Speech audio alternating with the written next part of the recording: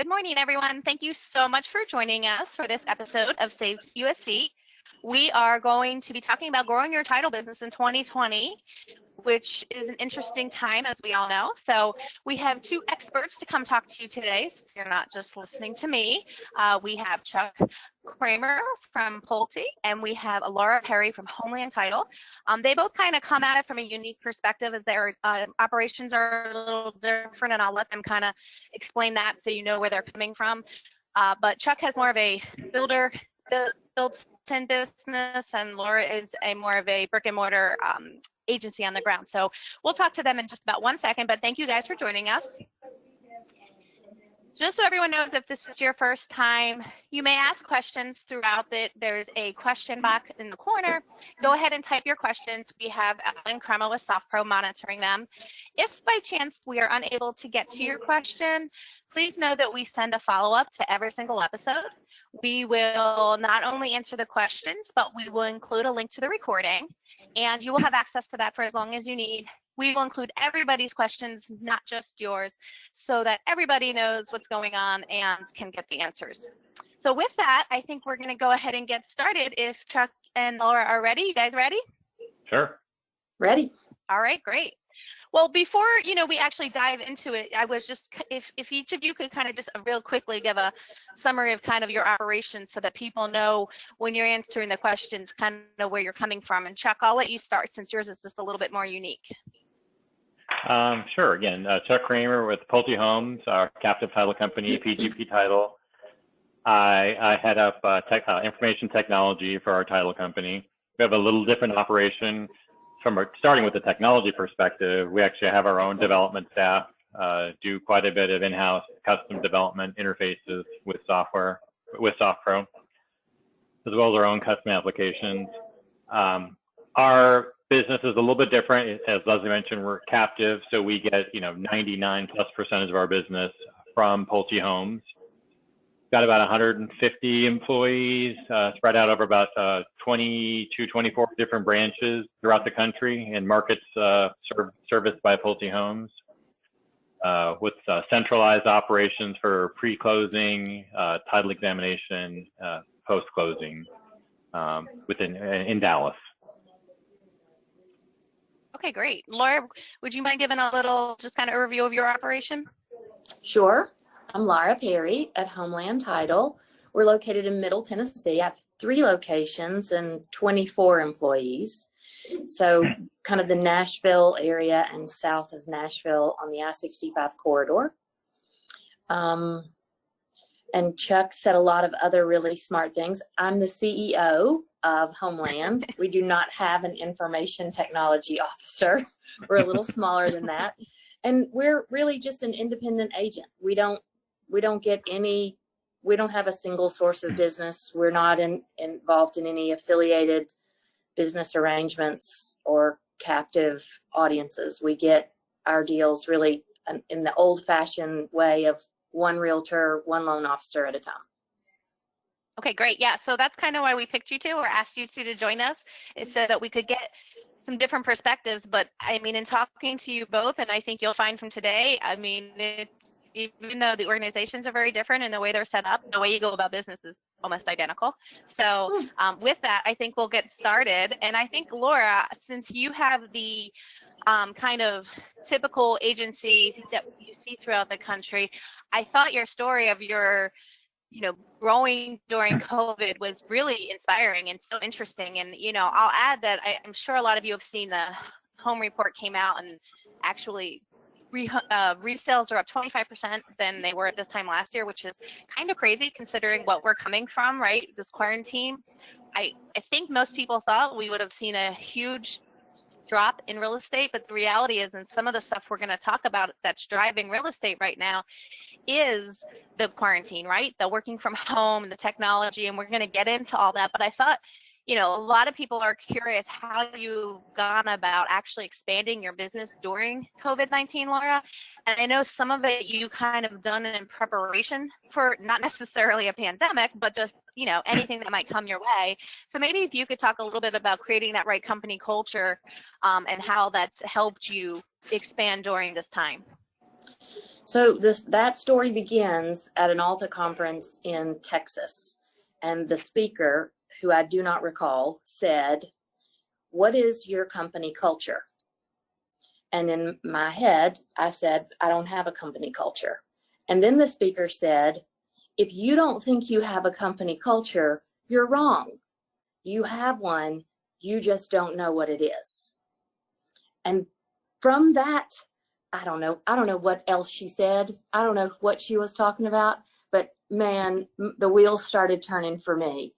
And that kind of set in motion like a 5-year process of what is culture, how do you figure out what it is, how do you make it, once you figure out what it is and you don't really like it, how do you make it something else, and how do you do that with intentionality? So I started attending lots more Alta conferences to talk about culture. Also found a book called Traction by Gino Wickman.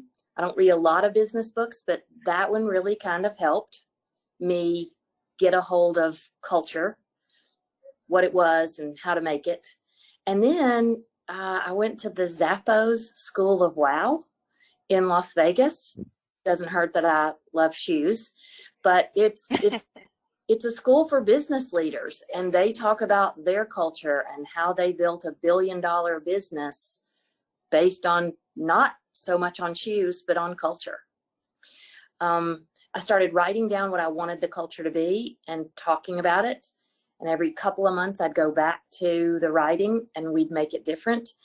And every couple of months, if I couldn't remember what the culture was that I'd written down, then it wasn't really, if it wasn't memorable for me, the creator of it, then it really wasn't our culture. In the end, I'd gotten input from other business leaders. I'd gotten input from some of my vendors, underwriters, my software company, you guys, and some of my star employees. One of the things that I learned is that when you're looking to improve your culture, look at your very best employees and look at their attributes. What is it about them that you want to permeate the whole company? So that was our culture. And it is really, it boils down to mission, vision, and core values. Yeah, and I know some people might think, like, okay, well, I didn't do that 2 years ago, but there's really no better time to start. It doesn't have to be a 5-year process. In Laura's case, you're really looking to keep it going and do the most you can with it. But starting now and starting to create that culture is going to allow you to expand through people wanting to work for your company, which we're going to talk about here in a little bit as well. But another thing we talked about, and Chuck, if you have something from your side as well you want to add to this, but Laura, we talked about your belief in employee training. And I think this is a real thing that people don't do enough. There is a lot of free training. There's a lot of online training. There's obviously in person, not so much right now, but in general.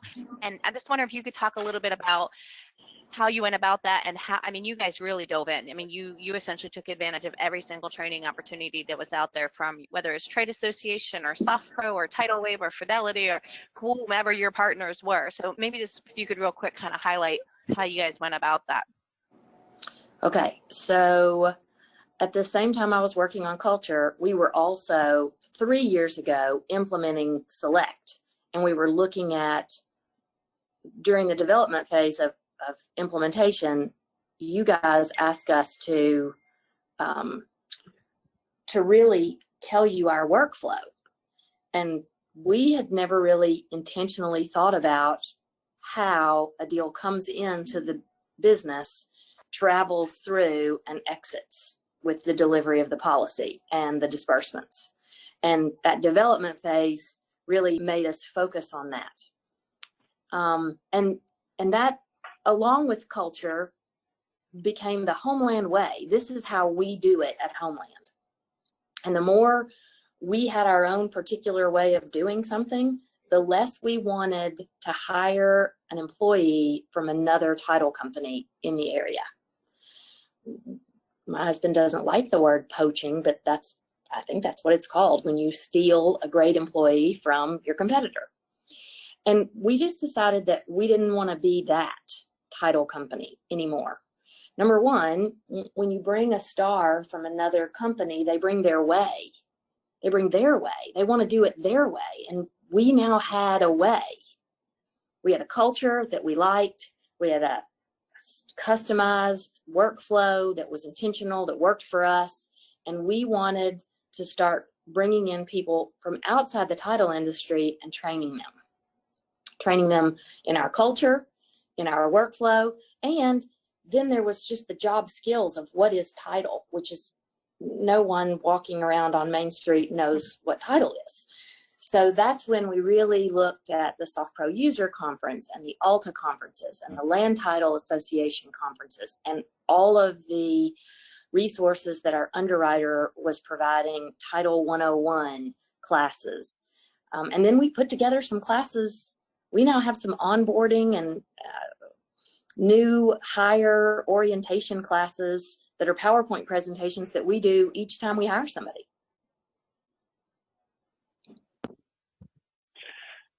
That's great. Chuck, what about you guys? And you guys are you're a pretty big operation, but I know you guys are real big in consistency and training. Right. I mean, yeah, I mean, we're always thinking about, I mean, when you said thinking about your workflow, I wrote that down. I don't know that we think of it in those terms, but we're constantly doing that in our business. We're given our volumes and number of employees.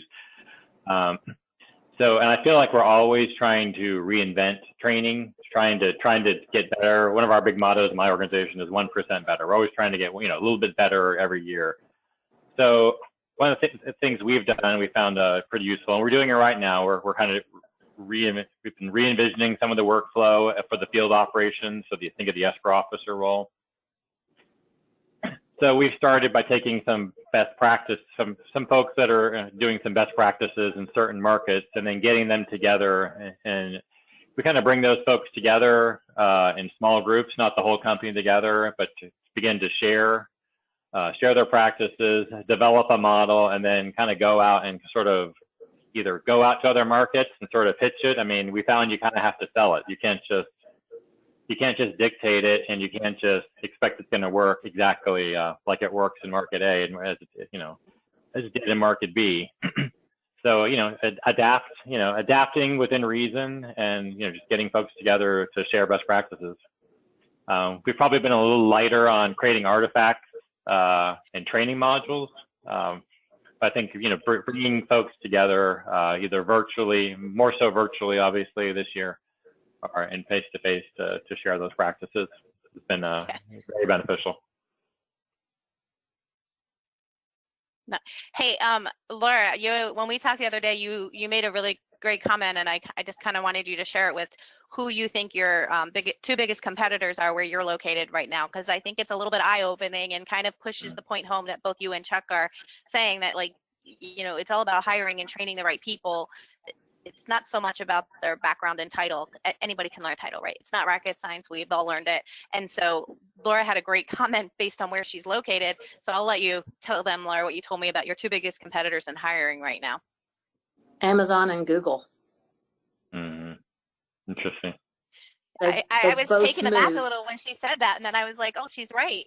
Yeah. So where she's located, they're bringing in headquarters. So even though you're a smaller title company, those are the people that you're trying to get, right? You're not trying to hire from other title companies. So when you are in certain areas, people have to stop thinking about, oh, okay, well, this closer is really good at XYZ title, and start thinking about creating a culture that anybody would want to come to, and being able to hire from, an expanded talent pool, not just from another title company. Yeah, and being able to onboard them, right? Absolutely. All right, so we're going to go ahead and move on and talk a little bit about adapting your business. Yeah, well, onboarding, yes. I mean, goodness, yes. That's kind of a new, Chuck, to your point, that's kind of a new.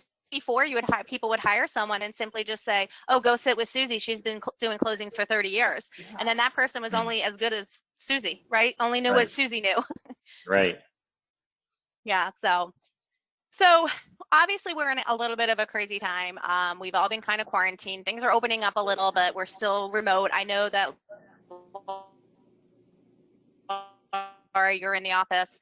And if you're used to being in the office, that actually right after this, but adapting your business practices to meet the needs of your customers during this time, I'm sure has been a challenge for everybody in our industry. And I think that some of the things that we talked about us really kind of sets you apart, and specifically investing in technology. And I couldn't think of two better people. Laura, you guys have really taken the bull by the horns and done everything you could to get the most out of the software. And Chuck, you guys essentially help us rewrite the software and do custom integrations. So you guys, look at us as a true partner and really are saying, okay, we've invested this time and money, let's go ahead and get the most out of it. And I don't think most people do that because A, they don't have the know-how or know where to start, and B, they think it's going to cost them a lot of money when the reality is you've already spent money for software, you need to get the most out of it. So training, investing in technology, being proactive, don't wait for something like this to happen to say, oh, I need new technology. So, Laura, you mentioned a couple times that SoftPro Select really helped you in your closers, be set apart with your turnaround times and being able to access things remotely. And Chuck, you are the same way with your team. So I was just wondering if you guys could talk a little bit about investing technology and kind of the best way to go about that. And maybe I'll let you, Chuck, start with that.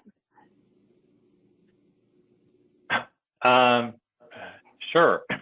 So I think, for us, I mean, we've been running Select for a little longer. We're almost 9 years now. We looked at the marketplace at the time. I wasn't involved in that. I started actually the week of our first implementation, our first rollout. Oh, wow. Yeah. I think for us, taking advantage of some of the features within, if we think about Select, some of the features that have been really beneficial to us, kind of allowed us to stay ahead. And a little bit later, I can talk more about some of the custom things that we've done, but Sure. More broadly, within the core functionality of Select, being able to operate, on a semi or largely paperless fashion, having everything within the system, including all attachments and files, has been a huge benefit. Utilizing 360, for things like a recording and such. A lot of the automation function, we've done a lot of our own custom automations within Select, and I'll get to some of those. But we're also using the automation that's kind of built in core to the product, particularly with regard to 360 and some tasking. And tasking has also been a huge lift for our folks in terms of being able to pick up and drop off a file and know what's happened to a file. We've also, and like as I mentioned, we do have our own in-house developers, but we've also taken advantage of, for pretty reasonable cost, with SoftPro, some of their in-house custom development. Elliot's team doing some functions for us, either to use or to hook into some of our own custom development. So Laura, you mentioned earlier about training with Tidal Wave and whatnot. I mean, you seem to have really taken advantage of all the integrations with the different partners, and you mentioned that that's made it a lot easier for you as well. Has your staff kind of jumped on board with that, and can you see a difference in using all those integrations versus just, I mean, there's a lot of people out there, to Chuck's point, that don't even utilize 360, which is, an easy free service in the software. So, you seem to really have jumped on board with partnering with the actual, partners through the integration. So if you could talk to that maybe a little. Yeah, so we accept contracts now almost entirely electronically. We're getting them by email or through DocuSign or AuthentiSign from our realtors. And then we utilize the underwriter, we use Select to integrate with the underwriter's portal to order the search. When we get the search back, we download it into our Select file. And my understanding, Leslie, is that there are still title companies that are typing commitments. And we haven't done that in maybe at least 10, maybe 12 years.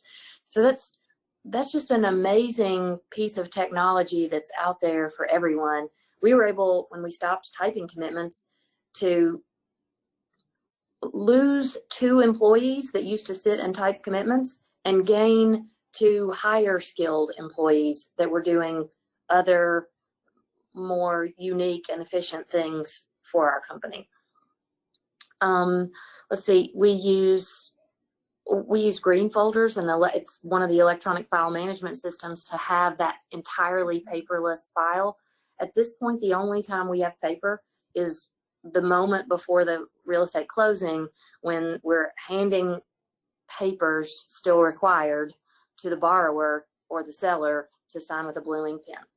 Immediately after the signing, it's all digitized. We record electronically and upload again to the system, to the electronic file management system, and then we move through the Simplifile process. Let's see, is there any other technology that I'm thinking that we use? That's pretty, yeah. Yeah, no, that's great. You guys are kind of, I was just gonna say, from front end to the end, you guys are really utilizing every integration you can, which actually I'm gonna now throw it back to Chuck, because I found your explanation or story of the eSign hybrid that you guys were already looking to implement, and how you didn't really realize how beneficial it was going to end up being with COVID. And when we were talking, yeah, can you talk a little bit of that and how you guys were, you know, kind of ready for it and such? Sure. Yeah. So this all started probably, you know, spring, or actually, late spring of 2019. You know, lots of discussions about RON, remote online notaries, and you know, e-signing and e-closing. You know, we had a lot of folks in the organization trying to figure out, you know, what's e-sign, what's e-close, what's RON, whatever. And our CEO asked, you know, when can we, you know, how soon till we could, you know, kind of participate in this to some degree. And we kind of threw it out there and said, we think we can start doing hybrid e-signs, which would be, you know, everything e-signed except for the note, secured instrument deed, you know, notice to purchasers and other, you know, notarized documents done quickly. Our product management team and we're doing this really exclusively for cash deals and for our captive lender, right? I think we've done a couple of one-offs, you know, based on lenders, but we don't have a very high frequency distribution for outside lenders. It falls off pretty quickly after our captive lender. So we started that actually, we got that up and running in about I think 4 or 5 weeks, piloting different branches, figuring out which products we can close. So we did some little customization within SoftPro to denote which products were acceptable and not, versus those were not. And that's worked out really well. You know, it took us probably till the end of the year to really get it fully rolled out. And we hit, I want to say, somewhere around 60% of closings for our captive lender. And of course, when it came to COVID and lockdown, it turned out really well. You know, there's lots of different ways we're closing, but one of the ways that works the best is, you know, is sending the closings out the morning of closing to the borrower. They can execute off the package at home, on their phone, on their iPad, on their computer, whatever works. We're using DocuSign for that. And then they can come in and, you know, whether they come in the office and, you know, into an office, or just we come out to their car, as I've got many snapshots of folks doing, sign the wet docs, get their keys, and be on their way. It's worked out very well. I mean, you guys were planning for a quarantine and didn't even know it. Right. Right. Yeah. All right, we're going to move on to what I think is probably the newest thing in our industry. I mean, I would love to say all the technology is new, but a lot of it's been there. We just haven't taken advantage of it. But as we all know, we kind of are in an industry that doesn't necessarily embrace change. Not that everybody does, but you know, it's as a whole, we're in the past in embracing the change coming our way. And then, you know, COVID-19 came, quarantine came, and really the only way to stay in business was allow people to work from home. And I'm going to start with Chuck on this, only because I find it so interesting that, you know, Chuck was kind of somebody who didn't really like his team to work from home. And not so much because, you know, it didn't work out. It just wasn't, you know, he preferred to be in the office, right, Chuck, with your employees and have that FaceTime. And when we were talking, I thought it was so interesting, your take on it, because coming from someone who manages a team, and I manage a team, but my team is always remote. So it's interesting. It was interesting to hear your take on how you've kind of almost done a 360. So I'm going to kind of let you start with that. And then Laura, we're going to talk about Sure. how you guys have gone to a 70-30. All right. Yeah. So, I mean, as Leslie mentioned, I mean, I've never been much for working from home. I don't work from home. I live, 10 minutes from our office. I enjoy the face-to-face interaction. I've sort of depended upon that, whether it's, dropping in on my team's office, wiping things, dropping in on my peers, trying to take the temperature, how things going, trying to find out, how my team can be of service. And I'll be honest, I just generally appreciate and enjoy the social interaction. Certainly gotten some pressure over the years to try to move more from work from home. My team has wanted to do it. HR has been encouraging me to look at that as they try to recruit for developers who will all expect to work from home. Mm-hmm.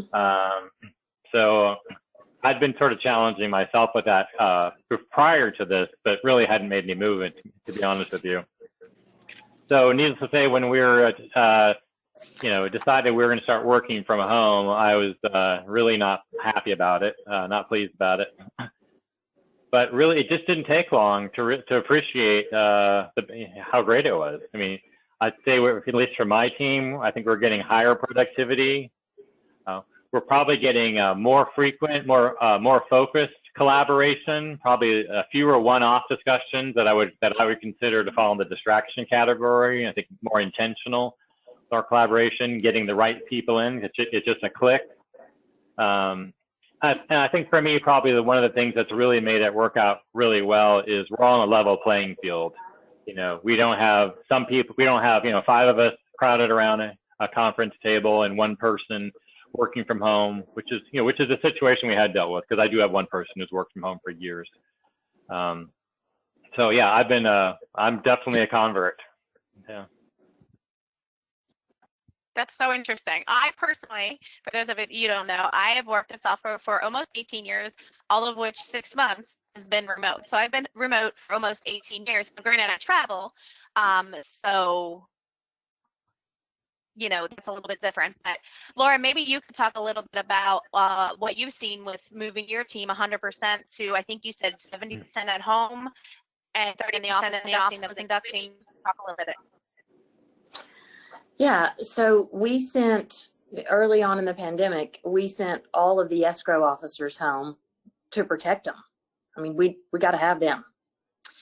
And then we were able to send their assistants home and the whole title department home.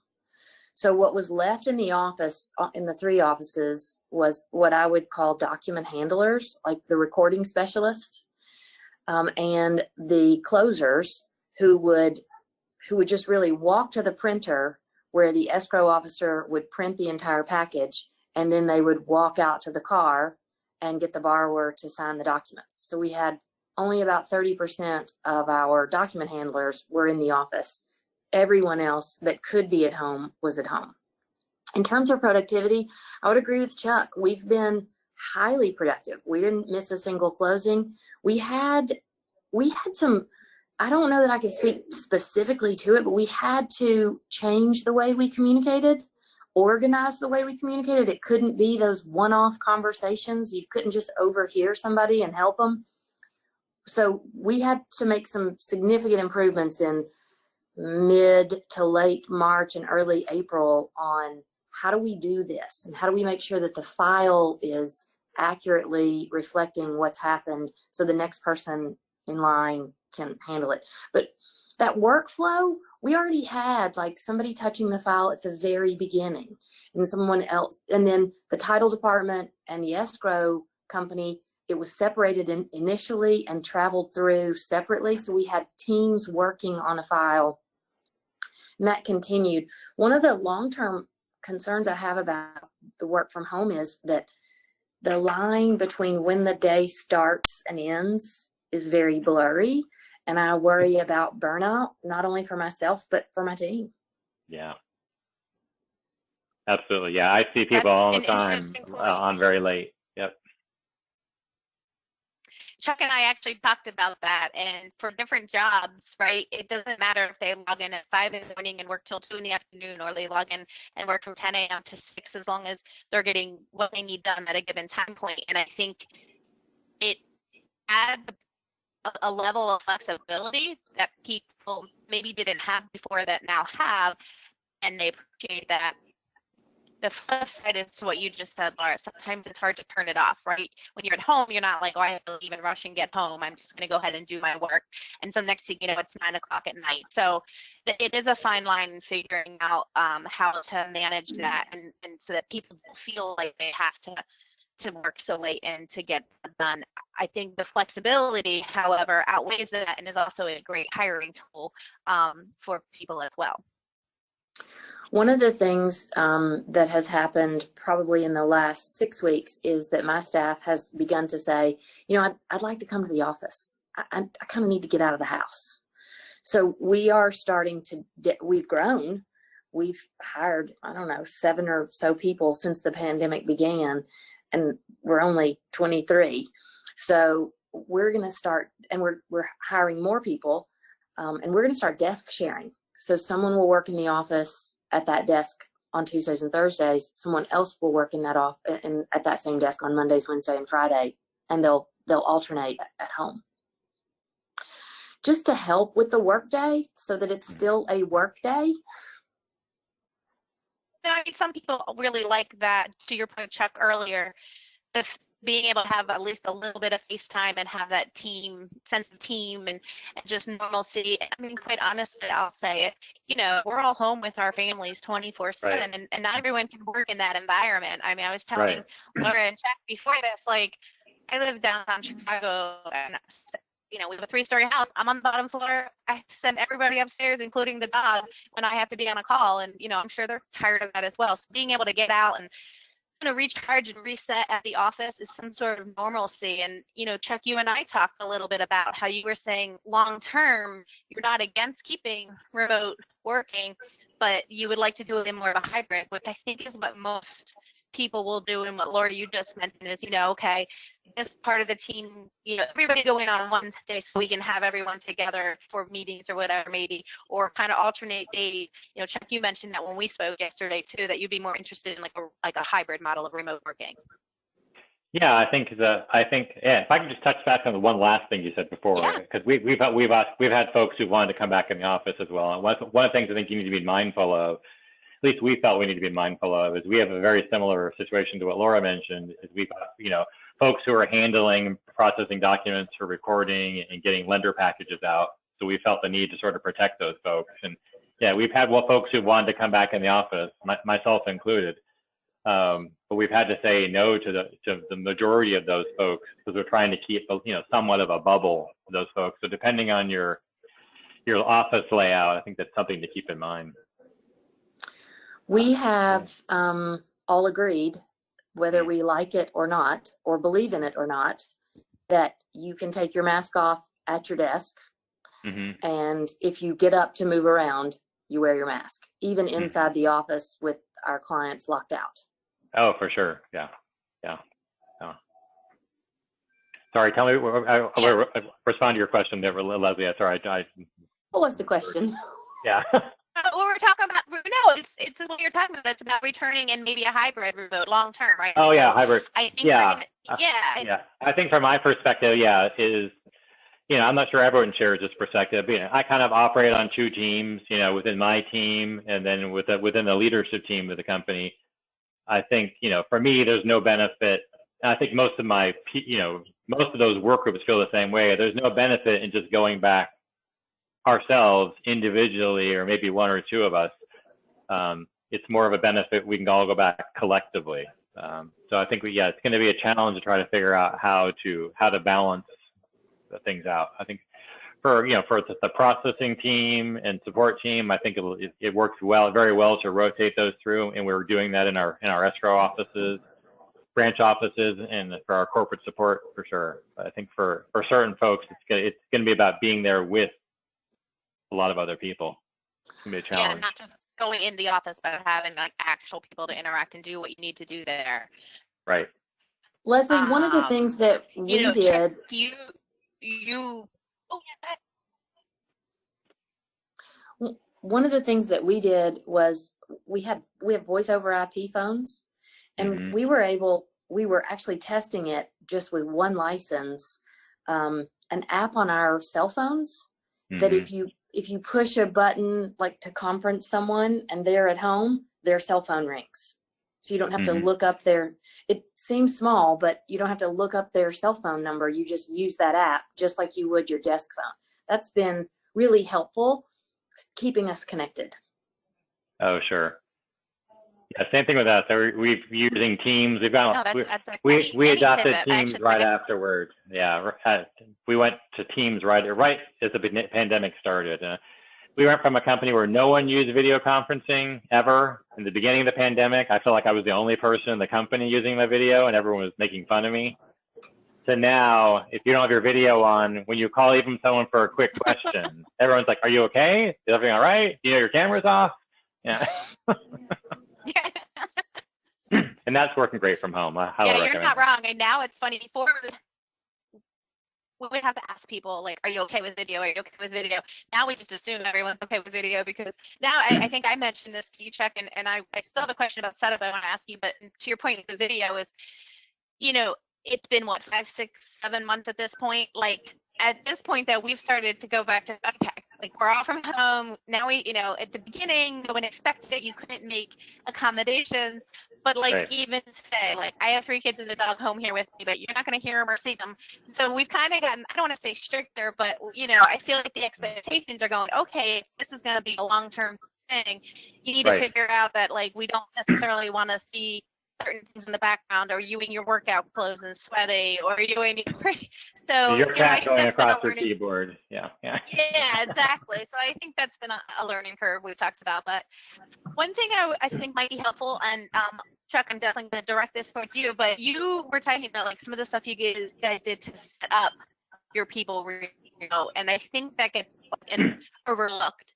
People just think, oh, they have a laptop, they can do what they need to do. So if you want to talk a little bit about kind of what you guys did to set some of your employees up, that might be very helpful. Okay, sure. I mean, I'll be honest. I mean, I think when we started thinking about this, we thought, well, they all have laptops. They're all fine. You know, it's not going to be that big of a deal.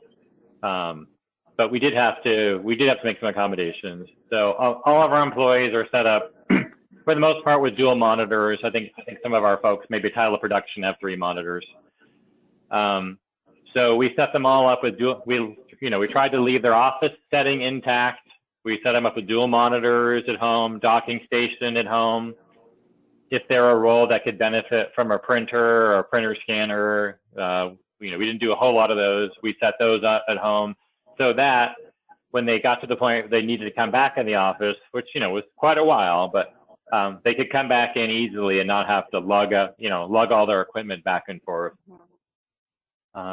It was certainly a challenge at the time to source those items. It'd be amazing what you take for granted how you can just buy monitors at Amazon normally in bulk, no problems. But that was certainly a challenge. And as I mentioned, getting teams set up. We originally were on Microsoft Skype, which wasn't quite as rich of a solution for chatting and for video. And getting folks moved over that's been huge. So then we were able to transition our escrow officer, kind of rotate those in and out. They were deemed essential, so we did have folks there to conduct actual closings. But we're able to have folks working from home doing things like scheduling, working at figures, calling out figures to borrower, in coordination with lender and seller and such. And then and then just having folks in the office to actually conduct the signing, obviously, and handle the execution of documents with the builder. Our corporate staff has almost been exclusively work from home. But again, we did the same thing with equipment setup for those folks. It's a lot of work, and your point to availability of the products was probably one of your biggest challenges, because that's, I feel like, when everybody is trying to buy the same things at once. I mean, if you want to buy a webcam right now, no problem. You want to buy a webcam or light 3 months ago, forget about it. It's probably 6 weeks ago, it was still hard to get webcams. Yeah. Yeah, Absolutely. so that's an interesting take on that. So, all right, Laura, this is your time to shine and tell everybody your favorite things that SoftPro was able to offer you technology-wise for this, and what your staff has been using working remotely within SoftPro.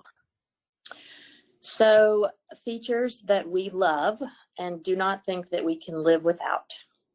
We love the automated tasking. Because we don't have files in stackers that we can visually look at, the way we got away from the manila folder and the stacker was the automated tasking. We love the integrated register. Every time we change a number in the CD, the register changes, so we're no longer having to import and remember if we've imported the most recent updates. We love the contact list that allows us on one page to see every player, every realtor, the other title company, every player in the transaction on one page. We love the ability to edit a document in an individual select file. We love the hot spotting in the documents that helps us plug in individualized pieces of information for that file. We love the ability to add and subtract multiple properties inside one file. So we're handling a transaction right now, and one individual is selling 13 properties to one other individual. Well, 2 weeks before the closing, they decided it's not 13, it's 10. And that's not 13 files, it's one file. So it's allowed us to move as quickly as our clients do. We love the ability to determine through the history in Select which team members have worked on a file and what they did most recently. So we know exactly where a file is in the workflow. If someone calls, we take the call and we open that file. So there's 15 years ago, I would say to somebody who called in, well, Susie's working on that file and Susie's not here today. You'll have to call back tomorrow. Or Susie's gone to lunch. Can you call back in an hour and a half? Well, that doesn't happen anymore. Anyone that answers the phone can open a file and give anyone that calls a status report. So it just makes us look so good to our clients and even to our competitors. We're so organized. I think that those things have really helped us stay organized and stay in communication with each other, and that has translated out to the business community. Our customers and clients can feel it. Yeah, I'm gonna give you an opportunity to talk about that, but more from managing high monthly order volume in the tools that you guys are using. And the reason why I'm going to have you talk about it here is because you guys have done a lot of customization with automation and integration. Sure. So Laura, I wanted you to kind of talk about like what kind of is out of the box, right? And I can't stress to everybody on this, if you happen to be a Select customer, you don't use automation or workflow or work orders or task management, you really should look into it. Give us a call. We have all sorts of free seminars on it. You can at least see what it is. But from the perspective of managing the high volume of orders, Chuck, maybe you could kind of talk to a little bit about what you guys have used and seen and how you guys are getting through that. Sure. Yeah, and I'll tell you, and several, many of the things I'm going to mention are custom, custom applications or custom interfaces we've done. I think it's important to appreciate that when I talk through these, a lot of these things I'm going to talk about, but we've done them in a customized fashion for ourselves. Some of these things have become available within the base product, and some of them have actually become offerings that the SoftPro custom applications team have worked on as well. So I'd say the only path, there's not a single path towards some of these pieces of functionality. But before I get into that, I mean, certainly, our work in getting Hybrid eSign up and running has been huge, and and saving, probably at least 50% of the time for the sit time actually, and shaving that time off. And and our big concern at the time was minimizing the risk for our employees or our customers, the interaction, obviously. But as far as software, some of the big things are, we have automated and streamlined the application of things like title premiums and rates and fees and endorsements. So it's not just a time saver. If you think of working from home remotely, I remember back to days when I started, when every escrow officer had a binder on their desk, and they would flip through those laminated pages to enter the rates. And then for the first few years after we did the automated interface, to double check the automated interface. Yeah. I know some people still have those binders. And same thing with escrow fees, closing fees. We've done a fairly complicated rules engine. Keep in mind, we're a builder affiliate, so we get the same HOAs, same subdivisions over and over again. So for HOA prorations, some of those rules can be extremely complicated in terms of how you collect and what you do with the last day of the month or the last week of the quarter as it pertains to the next month or the next quarter. Taxes, recording fees, and transfer taxes. So all these things kind of just get applied automatically based on the property information, deal type, whether there's a POA, a document selection. We've got a rules engine for document selection. Again, this is something SoftPro has done as sort of a built-in functionality, but with our volume, we really needed to have more control. So someone's prepping a closing package. You need different documents for a specific community, or if you have a cash, or if you have a married, a non-purchasing spouse. The engine is smart enough to pull all those documents together, sequence them together, and indicate whether the document has to be in the package or whether it's optional, and then it will generate the package and then allow them to print the package, preview it, or post it to the attachments, or actually email it out. And we have a separate email client that will actually email the client, email packages out to the borrower based on the order context, and then save it to the file. Base management, we've got an application we're using, we've tied in with SoftPro. It's directly tied into the commitment schedules to populate that information based on information set up in a base for a given property. Again, keep in mind, we're working the same properties, the same bases over and over again, right?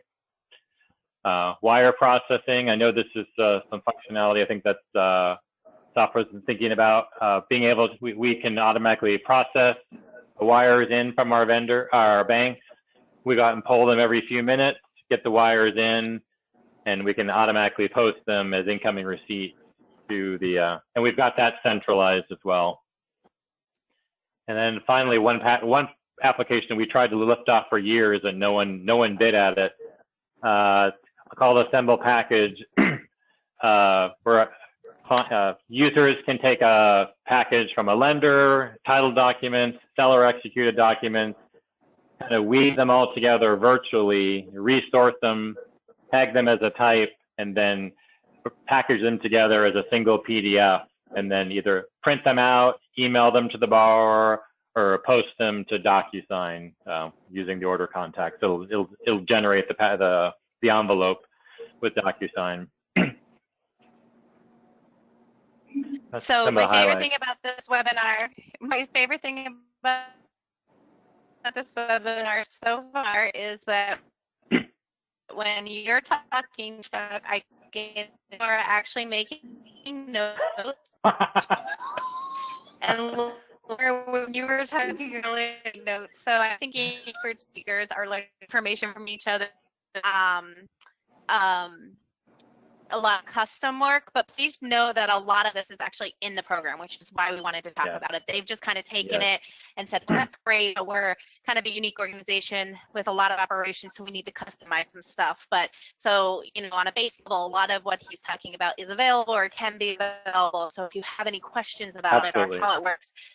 Yeah, and a lot of it is select, but even in classic or standard, you have to remember that there's still ways to do things in there, maybe not as intense or robust as select, but there's certainly tables and ways to store stuff so that you don't have to constantly always redo it. But yeah, Laura, every time he mentioned something that gets to your head, you're like, oh, and make a little note. That was Chuck, I'm guessing that you two might talk after this.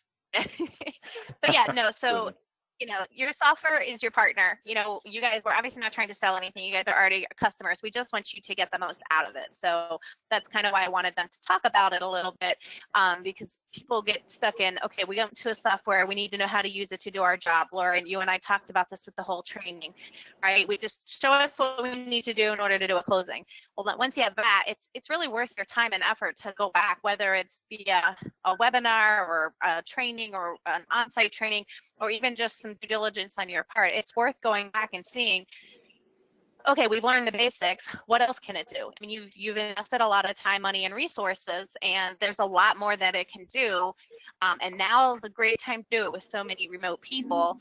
Right. So that's kind of why I wanted them to touch on that as well. So Laura, I don't know, we're gonna finish up here in a minute. I don't know if you want to kind of give a final thought to everybody out there. A final thought. Can I jump in really quick? Were you thinking about that? I'd like to reiterate a point Leslie made. I think we really think of the investment we made in the product is buying a tool, and we want to exploit that tool and get as much value out of it as we can. Certainly we've seen fit to do a lot of custom application development ourselves. We continue to do that, but I'd say we've also taken advantage of just reaching out and contacting SoftPro and bouncing ideas off of them. We've thought about going down the path of custom development for certain things, and talking like, no, look, don't forget the core product does this, or it's about to do this. Maybe you want to wait. And then I think there's very reasonable custom software development options available within SoftPro. I would, if I were a smaller entity, I would take a look at that as well. Along the lines, I'm gonna add to that. Oh, go ahead, Laura. Along the lines of my final thought, we were a classic customer in 2003, and I did not have a relationship with anyone at SoftPro until probably 2012. And that's when things really started to change for us in terms of productivity. Having contacts, having people like you, Leslie, and Patrick Hempen, that I can reach out to, Brian, my sales executive, and say, here's my issue, or here's something that's going on, has really changed our ability to adapt. Yeah, and we love to hear from people. I mean, I'm going to go back to check what you were just saying. The developers absolutely love talking to people about customization and automation, and sometimes it is stuff we already have or is coming, but that's kind of how we also sometimes think, well, everybody would benefit from something like that. We should look at putting that in it. You guys are the ones doing the work day in, day, not us. So we learn a lot from our customers calling in, and the developers absolutely love to talk to people about different cool stuff they could do. So, if you have any questions, don't ever hesitate to reach out to your sales rep or to whomever you have a contact with at SoftPro. If it's not the right person, they'll absolutely put you in touch with it, Laura, to your point, right? So, Chuck, we actually have a question specifically for you. And somebody wanted to know if you could talk briefly a little bit more about you were talking about the Assembles document package. Oh, sure. How it works a little bit. Yeah, we've actually got that. It's integrated with SoftPro, but it's actually a separate application sitting on user's desktop. When they open up, it logs into SoftPro, so they select an order. It's smart enough to know which orders are currently open, so they can select one of those. They can browse from the order attachment, import any order attachment.